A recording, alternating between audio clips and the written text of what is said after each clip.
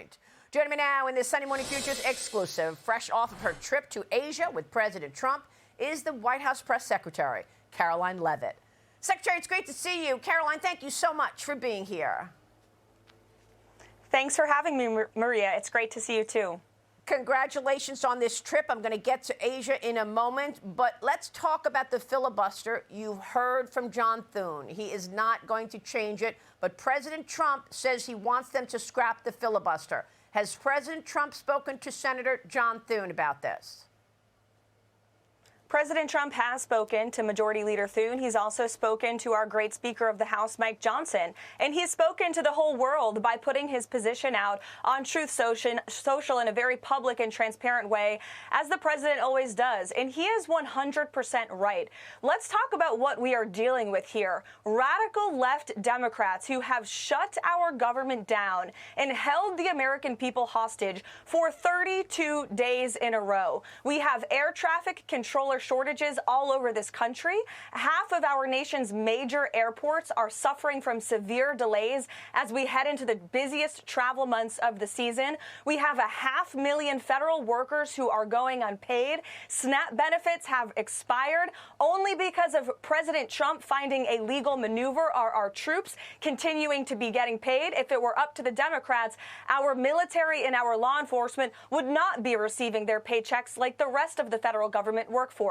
And Democrats are not showing any sign of wanting to reopen the government. They want to give taxpayer-funded benefits to illegal aliens. These are crazed people that President Trump and Republicans are having to deal with. And that's why President Trump has said Republicans need to get tough, they need to get smart, and they need to use this option to get rid of the filibuster, to reopen the government and do right by the American public. We know, Maria, based on the polling and based on common sense, that the vast majority of this country wants the government reopened. That's what President Trump is willing to do. That's what he wants, and he's willing to use any lever to make it happen. Well, it's got to happen soon. The government must reopen, or we are going to have a serious hit to the economy. If people stop flying because they're afraid it's not safe, and you've got air traffic control calling in sick, you're going to see a serious hit. Now, there's one analyst at Cowen and Company who says this government will likely reopen by November 14th.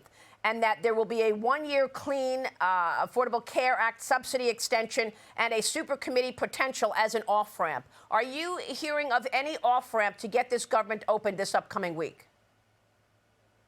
We certainly hope so. Look, we hope the government opens tomorrow. We have been saying this for 32 days in a row.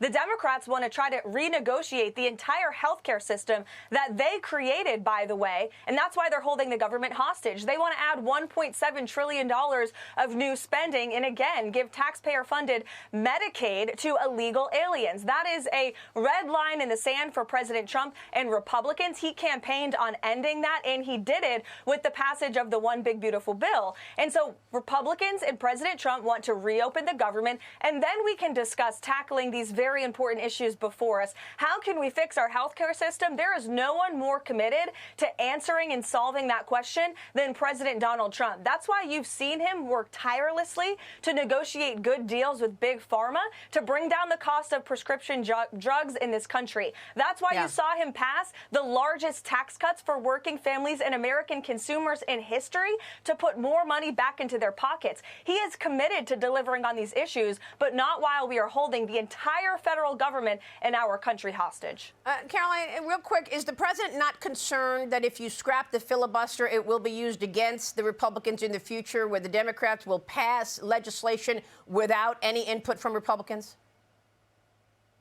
I think the president is realistic in realizing that the Democrats are going to do that anyway. You had two Democrats who were opposed to it, Kristen Sinema and Joe Manchin. And where are they? Neither of them are in the United States Senate today because they were pushed out by the far left radical base that has completely taken over the Democrat Party. Again, these are radical left lunatics in charge of the Democrat Party today, and they will nuke the filibuster. They want to make Washington, D.C. and Puerto Rico states. They want to pack the Supreme Court. They don't care about our sacred institutions in our country. And so Republicans need to play tough and they need to play smart. And that's what President Trump thinks. One of the most important events of the upcoming week is the Supreme Court hearing on President Trump's tariffs and the use of the emergency to use those tariffs. I spoke with the president about it in my last interview with him 2 weeks ago. Here's what he said. Let's take a listen.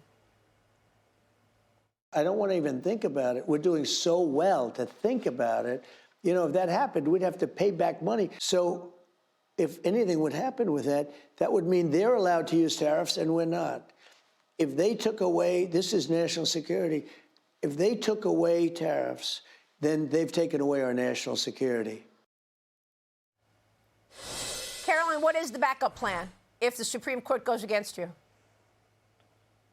Well, we do have backup plans, and the president's trade team is working diligently on those contingency plans. But ultimately, Maria, we are hopeful that the Supreme Court will rule on the right side of the law and do what's right for our country. The importance of this case cannot be overstated. The president must have the emergency authority to utilize tariffs. Look at what President Trump has been able to do by leveraging tariffs and leveraging the might of the United States economy. We are the #1 consumer country in the world, and every country around the world knows it. It's because of tariffs that President Trump has been effectively able to cut so many tailor-made trade deals with so many countries around the country. Look at what around the world. I mean, look at what he just did in Asia. You had Malaysia, you had Japan, you had South Korea. Trade deals all over the place, trillions of dollars of investments pouring into our country because of his effective use of tariffs. And it also is a key part of our national security. The president must be able to use this authority, and we're hopeful that the Supreme Court will hear this argument, will look at the law honestly, as they have in so many cases in the past, and they will rule on the right side of the law and on the right side of the president, not just for President Trump, but for future presidents and administrations to come as well. Most people have realized the effect of President Trump's policies have made people feel much better across the country. And, of course, that love fest that he just came off of in the Asia trip, it almost feels like the Democrats don't want him to do so well. They are not so happy that things are going well.